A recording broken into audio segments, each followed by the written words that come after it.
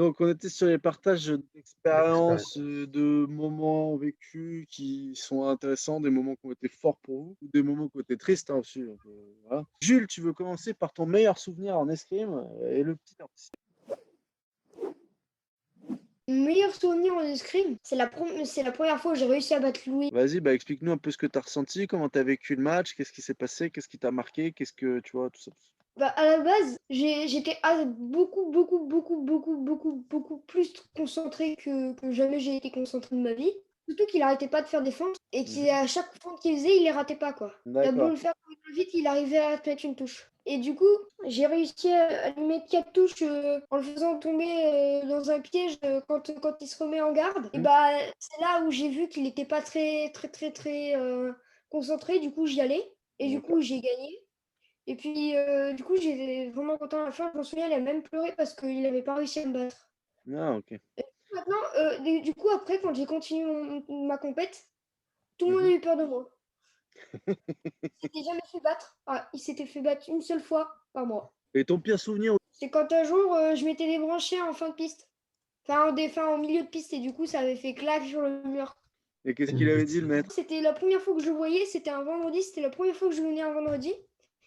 Et sans faire exprès, j'étais assez petit, et du coup, j'avais claqué après avoir perdu, j'avais claqué de quoi s'accrocher sur le mur. Et du coup, je m'étais assez fait gronder, quoi. Moi, le meilleur, c'était à Valenciennes. J'étais 15 derrière lui à la corrigée, lui, il était 3. Et du coup, j'étais assez content. Et sinon, le pire, c'était en Belgique. C'était l'année passée. C'était un tireur, je sais pas en France, donc c'est Leandro Luman, un grand. Oh, Et du coup, en fait, dès que je tire contre lui, il mettait des 15-0. Donc 15-0, c'est le pire score. d'accord. Et tout le temps. Pendant 2 ans, c'était que comme ça. Je ne mettais pas une touche. Jamais. Et puis là, cette année, j'ai réussi à le battre. 5-2, je crois. Est-ce que Donc ça, 15-0, c'est pire que 15-14? 15-14, ça fait mal. T'as les boules. Un 15-14, je pleure. Un 15-0, je pleure pas. Je dis, bon, le gars, il était trop fort. bah, 15-0, c'est quand même. Surtout quand Ouais, ça fait mal au moral, mais Ouais. Mais moi, on n'est pas au même niveau. j'arrivais en piste, je sais que j'avais perdu de français, quoi. Et je te veux toujours contre lui. Chaque compétition, je te mets contre lui en tableau. Donc C'est une bonne ça, c'était- question, ça, si tu préfères te prendre 15-0 ou perdre 15-14. Après, ça dépend de l'adversaire, hein. Bah, moi, j'ai pas une grosse expérience. Meilleur souvenir global, c'est quand même globalement la toute première compétition que j'ai faite au Havre, parce que ça a confirmé que j'avais bien envie de faire l'escrime en compétition. En fait, ça m'a vraiment donné envie. J'ai vraiment bien aimé cette journée, c'était chouette, et d'avoir pu aussi être coaché dans la poule par Hugues, c'était bien. Et mine de rien, la première fois que tu gagnes un match, bah, c'est un seul match, mais c'était vraiment cool.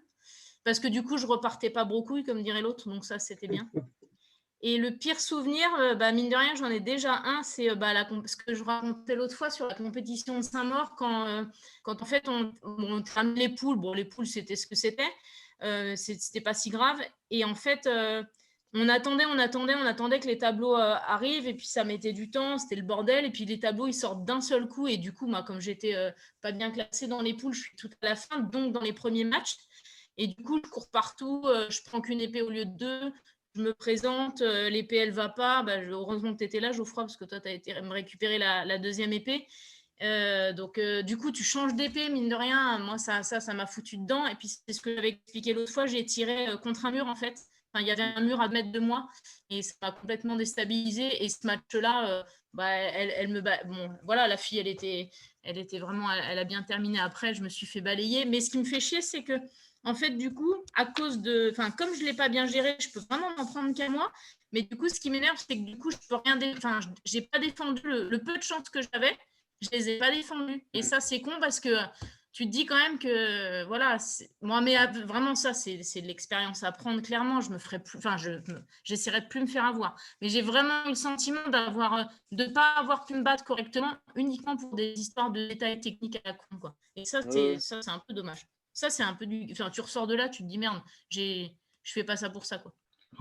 Ma meilleure, je dirais, sur mon premier match de poule, poule sur la dernière compétition. Ouais. Je tombe contre le grand Samuel, tu sais, qui était premier des Hauts-de-France. Et en gros, je pars un peu dépité qu'il soit dans ma poule, quoi. Un peu Et, défaitiste. mais je me dis, de toute manière, j'ai rien à perdre, puis j'y vais, quoi. Et je mets une première touche, puis à chaque fois, je mets la même, puis je vois qu'il s'énerve. Et, mais je vois quand même que je suis largement en dessous en termes de technique et tout.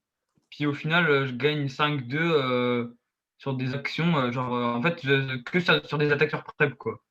Et je Ouais. pense que c'est un de mes meilleurs souvenirs parce que je partais tellement mal, quoi, que surtout que je perds la première touche, je pars tellement mal que ça fait trop plaisir de revenir.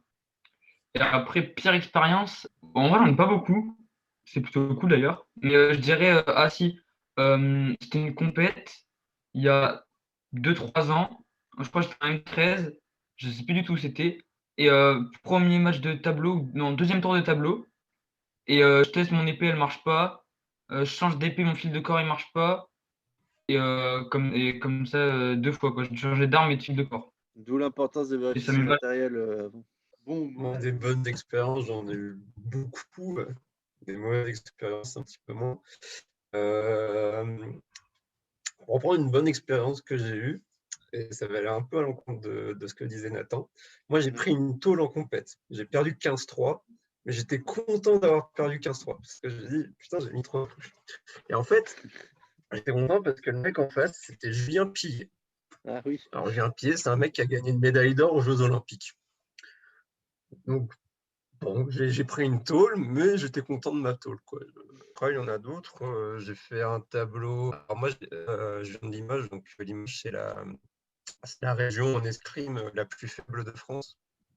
Et j'ai réussi quand même à faire un top 50 au classement national quand j'étais en minime.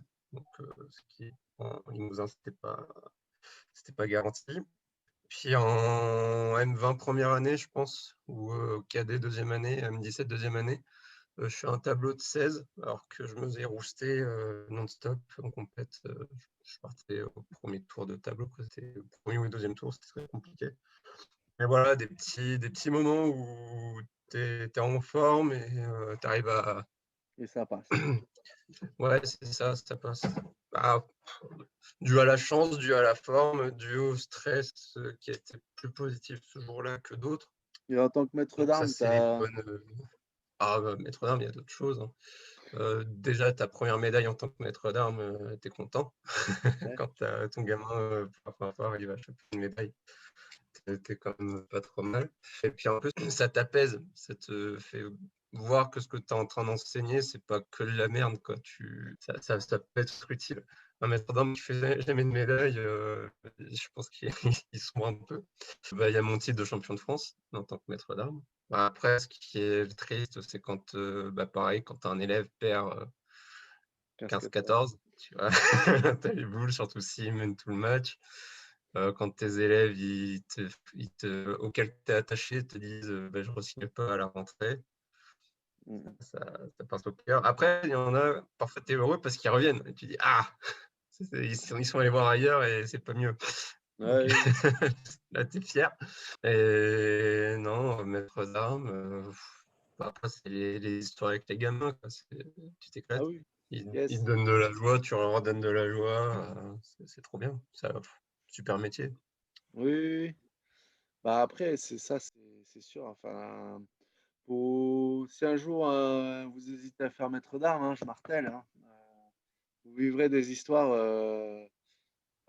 des histoires où il y a des moments où vous allez avoir des moments de communion, on va dire, avec certains de vos tireurs qui sont assez extraordinaires.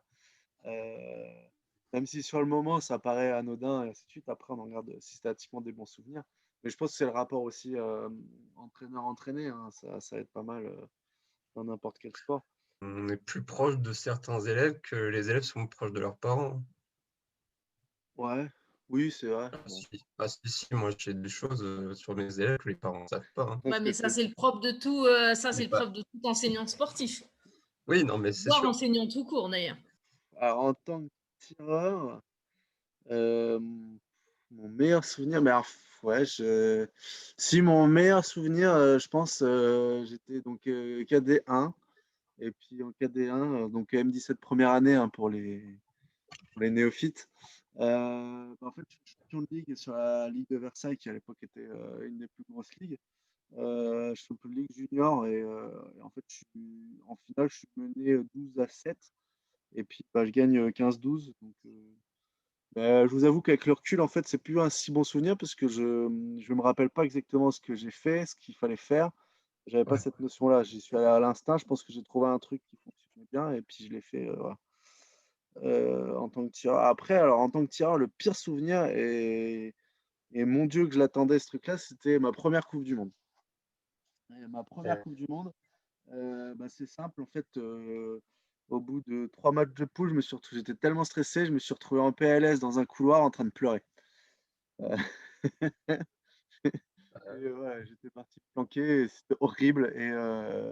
Et pourtant, je l'attendais, hein, voilà, mais j'étais pas bien. Euh, Finalement, c'est un des maîtres armes que j'avais eu en tant que, qui était passé en tant que, à l'époque, prévôt d'armes au club, qui était allé me ramasser dans le couloir derrière le gymnase et qui m'a relancé dans le truc, quoi. Puis au final, je crois que je finis dans les 40 premiers, donc c'était bien. Mais le passage, cette entrée en piste où le stress, j'arrivais pas à le faire redescendre, ça a été vraiment les pires minutes de ma vie de tireur, quoi. C'est trop, trop, trop, trop compliqué.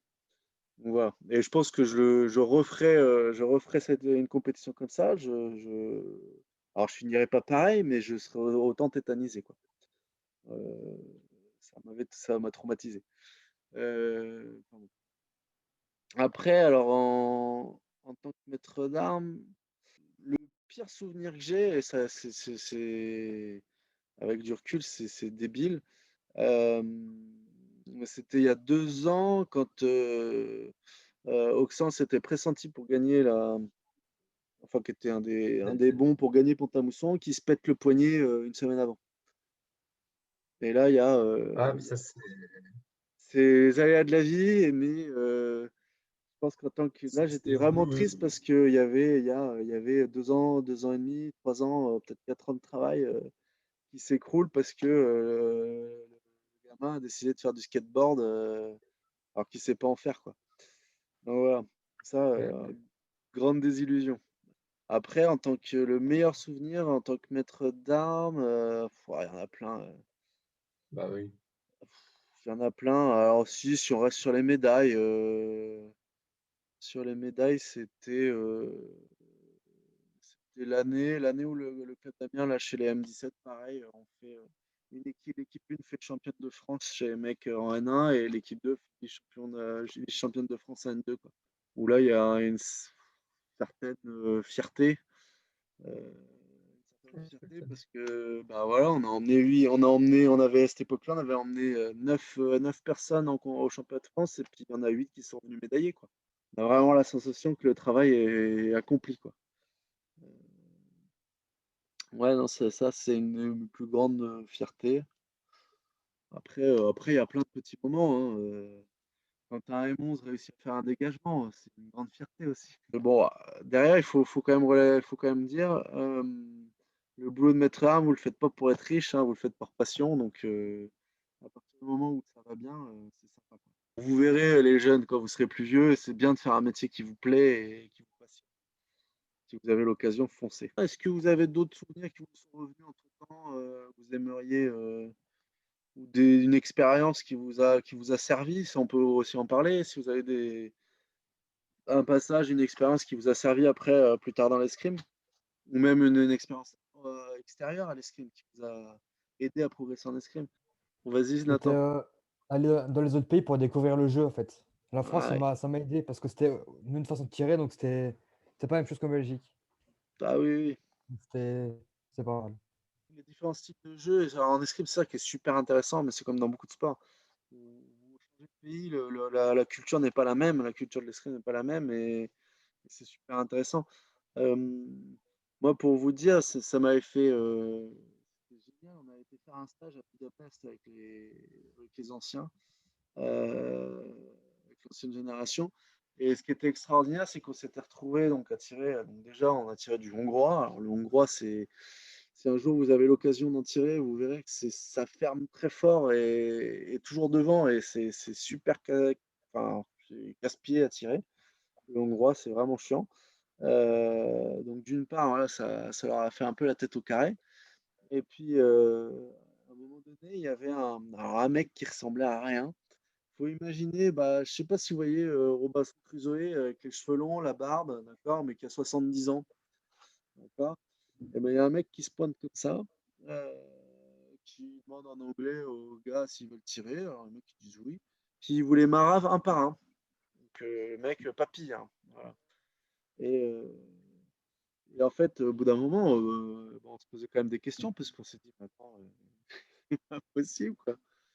Et en fait, ce papy-là était médaillé olympique dans les années 70, quoi. Et, Voilà.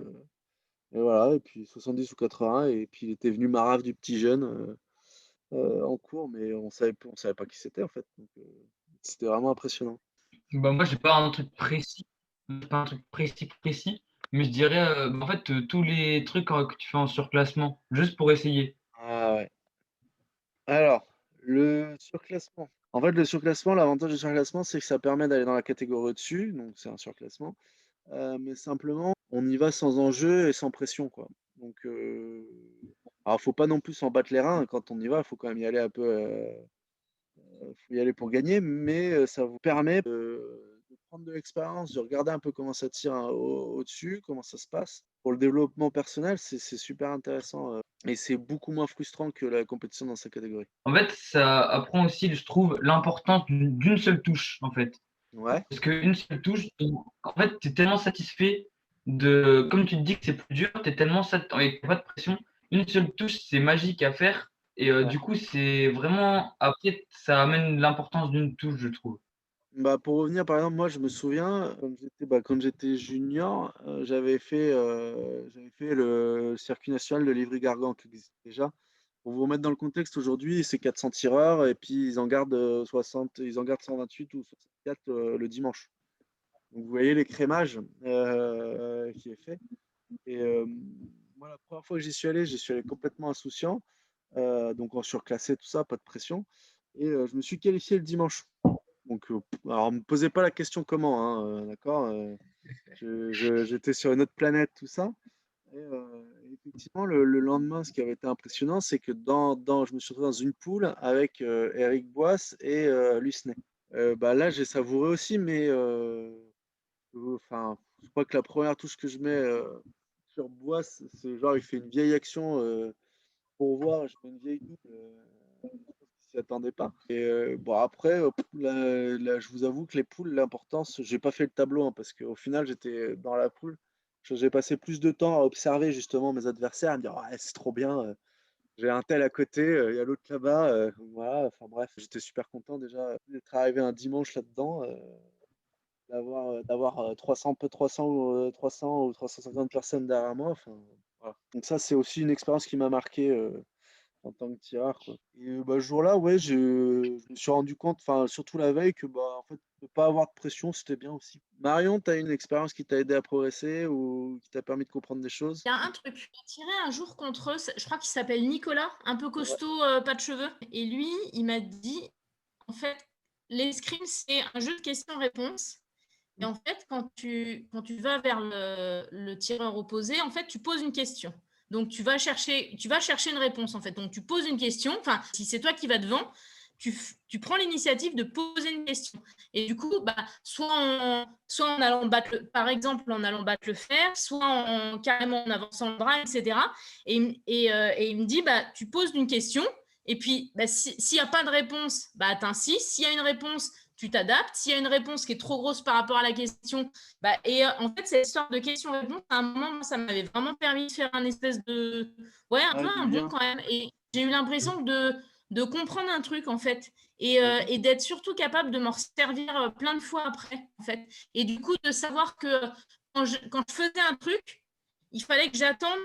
Enfin, il fallait Une que je fasse réponse. attention à ce qui allait se passer en réponse à ce que je faisais. Et je pense qu'avant, je faisais des trucs comme ça, quoi. Enfin, Ouais. et en fait, maintenant, du coup, j'y vais en me disant, OK, je vais faire un truc, mais je vais réellement essayer d'analyser ce qui se passe. En fait, ce que je faisais pas du tout.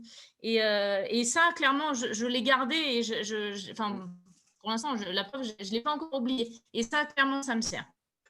Moi, j'ai un peu une même expérience que Marion. Moi, j'avais du mal au début avec ma distance de fente. Je comprenais pas à quel moment j'étais à distance de fente. Ouais, voilà. C'était soit j'étais trop près, soit j'étais trop loin. Et j'ai une nana du club qui faisait du sabre aussi qui m'a expliqué qu'en fait, la distance de fente, il fallait se voir un peu comme dans une bulle de savon. Pareil, son adversaire, on le voit un petit peu comme une bulle autour d'une bulle de savon. Et ce qui se passe, c'est que deux bulles de savon, quand vous les accolez ensemble, ça fait une seule bulle. Et à ce moment-là, le moment de fusion de bulles, c'est au moment, en général, où on est à distance de fente. Après, c'est très imagé, faut comprendre ce qu'on veut dire. Mais moi, ça m'a débloqué un petit peu sur ce moment-là de déclenchement de l'attaque. Comme je disais, là, j'ai commencé réellement à comprendre l'escrime le jour où j'ai commencé à me former, en fait. Ouais, moi, c'est vraiment là, c'est à ce moment-là, et c'est tard, hein, parce qu'au final, j'ai commencé à être initiateur, je pense, ouais, j'étais J1, je crois, ou KD2, ouais, c'est ça, j'avais 16-17 ans. Donc c'est à ce moment-là, j'ai commencé à comprendre l'escrime à ce moment-là. Et au début, j'avais vraiment une escrime instinctive. Je partais parce que je le sentais, j'avais même pas de stratégie, hein, j'étais téléguidé. Le maître d'armes, il me disait tu pousses l'autre au fond et puis bah t'inquiète pas, il va se passer un truc, quoi. Et effectivement, c'était l'adversaire qui déclenchait et puis bah, soit je faisais contre-attaque ou par riposte. Ce que j'adore aussi, c'est le coaching en équipe. Bah, de toute façon, la dernière compétition en équipe où j'ai coaché, j'ai fait les jeunes 2019 où T'as pris un carton. j'ai pris un carton tellement Moi, j'étais j'avais un carton rouge. j'ai pris un carton jaune tellement j'étais chiant avec l'arbitre, quoi. Ben après, il me cherchait aussi. T'étais chiant comment? Vas-y, explique. Pourquoi t'étais Ben, chiant? en fait, donc on arrive en finale, machin. L'arbitre en fait commence à donner une décision qui est pas favorable à l'équipe, tu vois. Mais en fait, je sais qu'il se trompe. C'est arbitre et si tu sais, c'est des jeunes arbitres et voilà. Et donc je rouspète un petit peu, tu vois. Le gars commence un petit peu donc à me dire non mais tu te calmes et du coup pour rigoler je lui dis bah je demande la vidéo, tu vois. Donc ça commence par ça, il n'y a pas de vidéo, hein, il n'y avait pas de vidéo, il y avait juste un streaming. Et en fait le mec en fait commence à regarder son responsable derrière, l'arbitre qui lui dit non mais c'est une connerie, donc l'autre il n'avait pas compris. Et en fait pendant tout le match en fait j'encourageais les gamins, je leur donnais des consignes, enfin ça j'avais pas forcément le droit. Et puis en fait, au fur et à mesure du match, plus le match était serré, plus j'étais envahissant, en fait, plus je me rapprochais de l'arbitre. Et donc à la fin, j'ai pris un carton jaune bah, parce que j'étais trop chiant, quoi. J'étais trop chiant, mais en même temps, les gamins, ils se sentaient soutenus, quoi. Et ça, c'est un truc qui est hyper agréable aussi quand tu es en compète, quand tu tires une finale, que tu as un peu deux clans qui se forment derrière toi et Ah oui. que les deux clans ils te gueulent derrière pour s'encourager. C'est un truc, c'est transcendant hein, parfois. Ça, vous arrivez à le gérer, des gens qui, pendant que vous tirez, enfin, ils encouragent ou ils vous parlent. Moi, tu me parles, c'est foutu, hein, c'est fini. Quand je serai au championnat du monde vétéran, surtout, vous ne me parlez pas. Hein. Vous parlez avant, vous me parlez après, mais vous ne dites rien pendant. Après, moi, j'ai cette capacité dans le masque à pas entendre ce qui se passe autour, Ouais, ou autre que ce qui m'arrange en fait. tu filtres, ouais. Non, mais Très sélectif. je dis ça parce que quand le peu de fois où je sautais, mais même quand je sautais à cheval ou même quand c'est moi qui menais les chevaux, si vous me parlez pendant l'exercice, moi je perds, enfin c'est pas que je perds mes moyens, c'est que je peux pas me concentrer en gros sur deux trucs quoi. En compétition ou même en exercice, hein, c'est moi une consigne, j'ai besoin de l'avoir avant ou après. Mais pendant, franchement, j'ai vachement de mal à être capable de la gérer. Et après, voilà, c'est vraiment, faut se Ouais, connaître. c'est personnel. Alors que Ouais. tu vois, moi, je suis plus du genre, si jamais j'ai une foule, enfin une foule, on va pas dire une foule, mais quand Les tu commences à supporters. avoir 3-4 personnes derrière et tu commences à beugler quand tu mets une touche, moi, je deviens fou, hein. Et c'est pas Bah, bon on pour fait le show, l'adversaire hein. en général. Après, je deviens un tueur, moi. Il me faut pas C'est plus, ça. hein. Ça me transcende, moi, c'est impressionnant. Alors, par contre, ça peut aussi me faire disjoncter si j'arrive pas à gérer le match. je peux complètement partir dans tous les sens et être pas d'accord avec l'arbitre, et parce que voilà, c'est personnel, ouais.